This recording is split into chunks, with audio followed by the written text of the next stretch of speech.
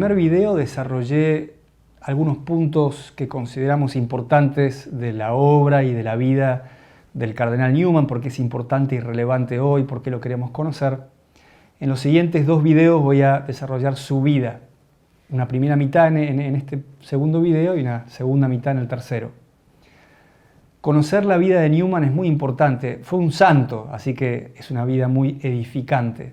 Pero además fue un escritor polémico, es decir, escribió sobre temas candentes, sobre temas que él veía era importante profundizar para responder a los hombres y mujeres de su tiempo. Y entonces conocer el contexto de sus escritos nos ayuda a entenderlo mejor. Y como los tiempos cambian, pero no cambian tanto, los problemas, los desafíos que enfrentamos los seres humanos no son tan distintos de los que enfrentaban hombres de otros tiempos, entonces también sus escritos nos ayudan hoy y conocer sus desafíos y su vida nos edifica hoy también. John Henry Newman nació el 21 de febrero de 1801, al principio del siglo XIX, en el centro de Londres, en una familia de una buena situación económica. Su papá era un banquero, era dueño de un banco y le iba bastante bien. Él era el mayor de 6 hermanos. Su mamá era de antepasados franceses, hugonotes, es decir, franceses protestantes que habían huido hacia Inglaterra. Y su mamá lo educó con un amor por la Biblia. Conocía la Biblia desde niño, el Antiguo Testamento, las historias bíblicas desde niño, de haberlo recibido de su madre, ¿no? Pero no era una familia especialmente fervorosa, por lo menos para los estándares de su tiempo. Hasta los 15 años, dice él, no tuvo convicciones religiosas muy precisas. Sí, era una persona de fe, pero bueno, como nos pasa a muchos de nosotros en esa edad, ¿no? Asistió a un colegio privado en Ealing desde 1808, o sea, desde los 7 años hasta 1816, hasta los 15, que sería como la primaria y la secundaria, y ahí se destacó como un alumno brillante, ¿no? desde el inicio. En 1815, cuando tenía 14 años, él pensó que le gustaría ser una buena persona, ser virtuoso, pero no necesariamente religioso. No veía mucho el sentido de amar a Dios, es más, entró en una época de cierto escepticismo. Leyó autores escépticos, racionalistas, que eran comunes en ese tiempo, y eso hizo como que su fe se viera muy debilitada. Entró en una etapa oscura, hasta que sucedió un hecho clave en su vida cuando tenía 15 años. Fue como una primera conversión. Él la describe así, leo. A mis 15 años, en el otoño de 1816, un gran cambio hubo lugar en mi pensamiento.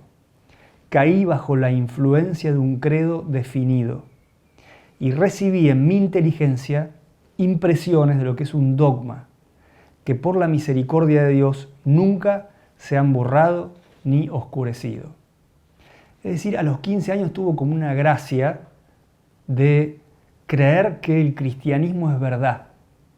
Algo dije de esto en el anterior video. Se dio cuenta que su fe no era un sentimiento subjetivo solamente, sino que era algo mucho más profundo, respondía a una presencia real. Por ejemplo, porque hoy es muy común, ¿no?, que escuchamos a la gente decir, bueno, si a vos te hace bien, cree, si a mí me hace bien voy a creer, si no me hace bien no creo, como si creer fuera algo totalmente subjetivo, un sentimiento de bienestar y nada más, ¿no? Newman se da cuenta que no es así. Fíjense, esto no lo dice Newman, lo va a decir Lewis, que fue también un gran conocedor de Newman. Dice, cuando éramos niños, nosotros creíamos en Papá Noel, yo creía en Papá Noel, no sé si vos, ¿no? Y a mí me encantaba creer en Papá Noel. Me gustaba, me generaba una expectativa, va a venir Papá Noel el 24 a la noche, nos va a traer regalos, a ver si lo engancho, a qué hora será. Y nuestros padres nos hacían todo el juego de que hay que darse vuelta y que hay que irse a dormir. En fin, era toda una ilusión. Y me acuerdo muy bien que tenía 7 años, creo, cuando un amigo me dijo, pero no, Papá Noel no existe, no sabías que son tus padres. Y se me vino un mundo abajo. En ese momento fue una gran desilusión, ¿no? Y me di cuenta que es verdad, que eran mis padres, ¿no? Y bueno, y perdí esa posibilidad de creer en Papá Noel que me gustaba tanto. Y aunque hoy quisiera creer en Papá Noel, aunque era un sentimiento subjetivo que me hacía bien y me gustaba, no podría volver a recuperarlo porque sé que no es verdad. Bueno, algo así pasa con la fe. La fe nos hace bien solo si es verdad. Si no es verdad, si no está arraigada en un acontecimiento histórico, en algo que verdaderamente sucedió, y bueno, es un sentimiento que se apoya en una falsedad y por lo tanto nunca te puede hacer bien, ¿no? Bien, Newman se dio cuenta de esto a los 15 años. Dijo, esto es verdad. Acá estamos tratando con verdades que son importantísimas. Verdaderamente Dios se hizo hombre, verdaderamente murió en la cruz, verdaderamente resucitó, verdaderamente fundó una iglesia. Aunque estas convicciones fueron llegando a su vida de modo gradual, a los 15 años tuvo una convicción de que Dios existe y de que Cristo es el Hijo de Dios y de que él podía entrar en contacto con él. En su primera conversión, a los 15 años, entonces, él tuvo una especie de acto de fe, diríamos hoy, evangélico, o lo llamaríamos como una especie de evangelista hoy en día, ¿no? Creyó en Jesucristo, creyó en la palabra de Dios, creyó en Dios, creyó en el Espíritu Santo y para de contar. Pero eso fue un paso muy importante con respecto al camino que él venía trayendo, que era más bien una especie de escepticismo, de no creer en nada racionalista. A partir de que él aceptó a Jesús en su vida, aceptó también el ideal de santidad. Creer en Jesús implica también querer seguirlo. Si es verdad que Dios se hizo hombre, que murió en la cruz por mí, que resucitó y que me busca, bueno, creer en eso implica de algún modo recibirlo y seguirlo. Así hizo él. A los 15 años se decidió a seguir a Cristo. En 1817, Newman entró en Oxford, o sea, a los 16 años, ¿no? Que era la universidad más prestigiosa de Inglaterra y una de las más prestigiosas de Europa, junto con Cambridge. Y bueno, para estudiar leyes en un primer momento. Su padre, mientras tanto, había quebrado, había tenido que cerrar el banco, la situación económica de los Newman cambió mucho y él decidió entrar a estudiar en Oxford para salir adelante, tener una profesión y ayudar a su familia. En 1820 tuvo su primer título, lo que llaman Bachelor of Arts, y en 1822, a los 21 años, fue elegido miembro del Oriel College, que era uno de los colleges de Oxford que más prestigio tenía. Entre paréntesis, Oxford en esa época y también hoy estaba organizado por colleges, desde el medioevo, ¿no? Es decir, casas de estudio donde los estudiantes vivían, compartían la vida, se preparaban para estudiar mediante tutores, profesores que los guiaban personalmente y luego rendían los exámenes frente a la universidad. La vida acontecía entonces en estas casas, en estos colleges, en los cuales algunos eran admitidos y otros no. No todos los colleges tenían el mismo prestigio. Oriel tenía un gran prestigio en ese momento. En el transcurso de su vida universitaria, Newman se fue cambiando, se dio cuenta que tenía una vocación al sacerdocio anglicano, al ser pastor, ser ministro, dedicarse al apostolado, y para consternación de su padre dejó la carrera de las leyes y se dedicó a estudiar filosofía, teología y lenguas clásicas. En 1824 fue ordenado diácono de la iglesia anglicana y asumió tareas pastorales, de visitar las casas, de predicar, etc. Durante ese tiempo también él comenzó a crecer en la comprensión de su fe. ¿Se acuerdan que les dije que empezó como evangelista? Pero de a poco se fue dando cuenta de la importancia de la iglesia. Más sobre esto en un momento. Bien, en 1826 Newman fue promovido al puesto de tutor.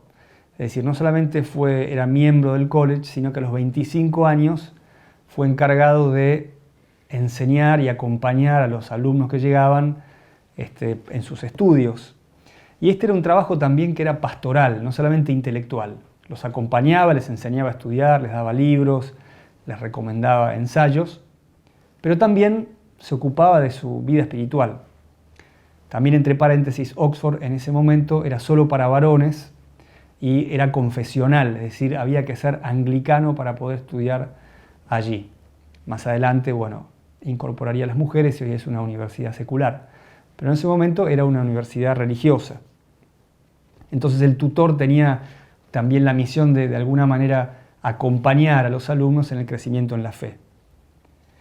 En este college él se hizo varios amigos, otros tutores. Uno muy importante fue un señor llamado Richard Froud, porque fue muy influyente para Newman. Él lo introdujo en las creencias de lo que llamaban ellos la High Church, la Iglesia Alta.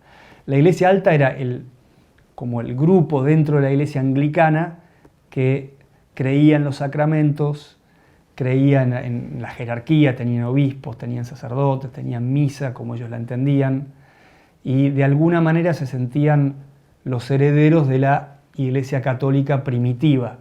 Entonces tenías dentro de la Iglesia Anglicana, que era una especie de conjunto, algunos más protestantes, más tipo evangélicos, y otros más católicos, pero sin ser católicos del todo, ¿no? Porque no seguían al Papa, etc. Él se fue acercando desde los evangélicos a los más católicos dentro de la Iglesia, de tendencias más católicas, digamos. No eran católicos, pero de tendencias más católicas dentro de la Iglesia Anglicana. Se fue poco a poco como alejando de los principios protestantes. ¿Qué significa esto? Voy a explicarlo brevemente. El protestante dice, bueno, yo solo creo en la Biblia como palabra de Dios y yo. Lo que la Biblia dice y yo que la leo y la interpreto. Creo en Jesús, creo en Dios y creo en el Espíritu Santo que me enseña a entenderla. Y no hace falta más. Algunos protestantes creen en el bautismo, pero de manera distinta como lo creemos nosotros. Simplifico mucho esto que estoy diciendo, ¿no? La Iglesia Católica dice, por supuesto, creemos en la Biblia, creemos en Dios, en Jesús, en el Espíritu Santo desde ya, eso es sumamente importante, pero además creemos que Jesús fundó una iglesia, Pedro, los apóstoles, y que nos dejó los sacramentos, los signos sensibles y eficaces de la gracia de Dios, el bautismo, la confesión, la Eucaristía, el orden sagrado, el matrimonio, etc. Y creemos que esta iglesia jerárquica, los obispos, los sacerdotes, tienen la misión de guiar y acompañar a todos los cristianos. Y creemos que esto pasa con la ayuda del Espíritu Santo. Bien, Newman se fue alejando de esta interpretación protestante de la fe cristiana y se fue acercando a la interpretación más católica. En esa época empezó a creer en la Virgen, por ejemplo, y a creer en la sucesión apostólica, es decir, en que desde Jesús hacia Pedro, hacia los apóstoles, hasta el día de hoy, hay una cadena ininterrumpida de una gracia que se fue transmitiendo a lo largo de los siglos. Había él estudiado a fondo la Sagrada Escritura, conocía de memoria partes enteras de la Biblia. Por ejemplo, hay una carta donde él dice, hoy terminé de memorizar la primera carta de los tesalonicenses. Se las memorizaba enteras, ¿no? Las podía recitar de memoria, tenía memoria prodigiosa. Pero en 1828, cuando tenía 27 años, comenzó a estudiar los padres de la Iglesia, profundamente, cronológicamente, uno tras otro, y él los estudiaba en griego y en latín, además, ¿no? En el idioma original. ¿Por qué? Porque él quería ir hacia esos orígenes de la Iglesia y descubrir si verdaderamente la Iglesia anglicana reflejaba en su tiempo fielmente lo que había sucedido al inicio o no. Bueno, en 1828 fue nombrado párroco de la Iglesia Universitaria Santa María, que es una iglesia que está en el centro de Oxford, a la cual iban todos los estudiantes, así que fue un predicador de jóvenes, de estudiantes, domingo tras domingo. Ahí escribió y publicó los sermones parroquiales, Parochial and Plain Sermons, que son 8 tomos de este libro, que son espectaculares porque son sus sermones a los jóvenes, donde les hablaba justamente de sus convicciones de fe y la aplicación de estas convicciones de fe a su vida. En 1833 publicó su primer libro, Los Arrianos del siglo IV, un estudio sobre unas controversias cristológicas de los primeros siglos, a los 31 años, y se convirtió en el líder del movimiento de Oxford. Fue un movimiento, así se lo llamó después, que tuvo mucho impacto en la iglesia en aquellos tiempos, en Inglaterra, pero después en el resto del mundo. ¿Qué pasó? Newman, a los 32 años, emprende un viaje a Europa con un amigo, con Froud y su familia, va a Italia entra en contacto por primera vez con la Iglesia Católica de carne y hueso en Italia, y en Sicilia se enferma gravemente. Él piensa que se iba a morir, pero en un momento se da cuenta que no se va a morir porque Dios tiene una misión para él. Y entonces en la vuelta de este viaje, ya convaleciente de su enfermedad, es donde escribe a bordo del barco esa famosa poesía Lead Kindly Light, ¿no? Guíame luz bondadosa, guíame tú en adelante. No sé bien qué es, pero sé que tengo una misión y que tú me tienes que guiar. La misión que Newman tenía era precisamente volver a Inglaterra y trabajar para que la iglesia anglicana fuera más católica. Él pensaba que tenía que de alguna manera purificarse de todo protestantismo. Otro paréntesis. La iglesia anglicana nació con Enrique VIII en el siglo XVI por una controversia con respecto a su nulidad matrimonial. Así que en un principio no nació como una iglesia protestante, nació como una iglesia católica, que era la iglesia católica, pero la única diferencia fue que a partir de ahora no aceptamos más la autoridad del Papa y el que manda soy yo, dijo Enrique VIII, ¿no? El rey de Inglaterra es el que manda a la iglesia católica en Inglaterra. Por eso se llama anglicana, ¿no? Por inglesa. Pero no nació como una iglesia protestante. Entonces Newman quería recuperar eso. Quería decir, los anglicanos no somos protestantes, somos católicos.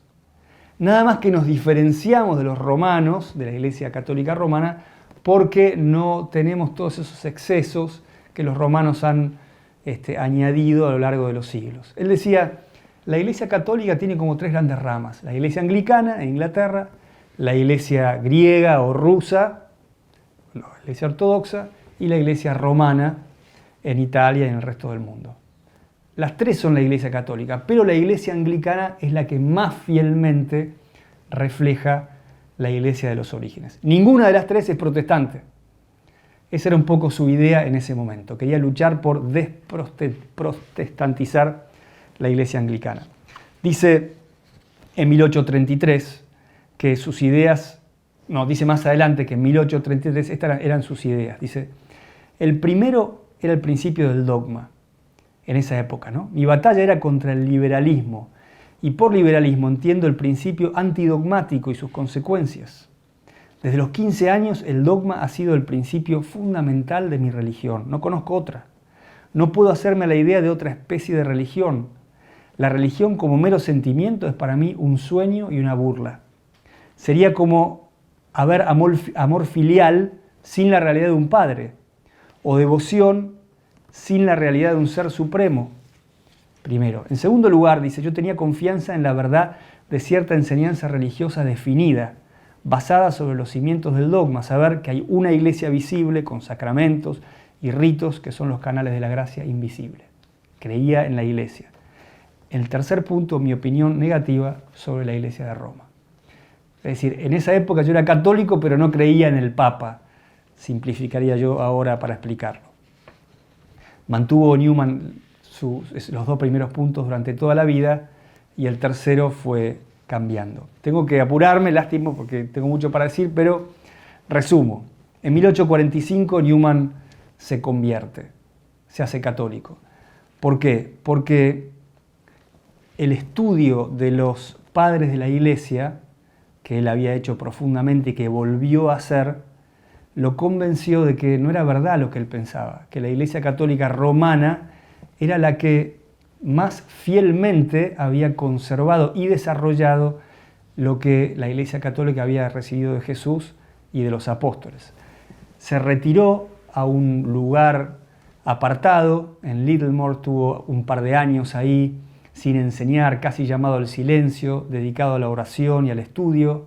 Estudiaba 9 horas por día, rezaba 4 horas por día y después se dedicaban a la vida común junto con otros discípulos de él. Y ahí escribió este libro, que es un clásico y muy importante, que se llama El ensayo en el desarrollo del dogma. Es decir, se dio cuenta que algunas cosas se habían desarrollado con lo largo de los siglos, pero ese desarrollo no era un desarrollo, un añadido desde afuera, sino que era un desarrollo como se desarrolla una planta de una semilla. Era que la iglesia había logrado a lo largo de los siglos profundizar y explicitar todo lo que ya estaba contenido en el inicio. Por ejemplo, nosotros creemos en la Inmaculada Concepción de la Virgen, ¿no? Esta verdad de fe fue definida en el siglo XIX. Es decir, que los primeros cristianos no hubieran dicho esto así tal cual lo creemos nosotros. Pero dice Newman, esa verdad, o diría Newman, esa verdad ya estaba contenida en la fe de los primeros. Y se fue como explicitando, desarrollando a medida que hizo falta y que los tiempos lo requerían, ¿no? Bueno, en este libro explica lo que es un verdadero desarrollo de lo que es una corrupción, llama él, ¿no? Es algo que es un añadido o una cosa que no tiene nada que ver con lo que estaba al inicio.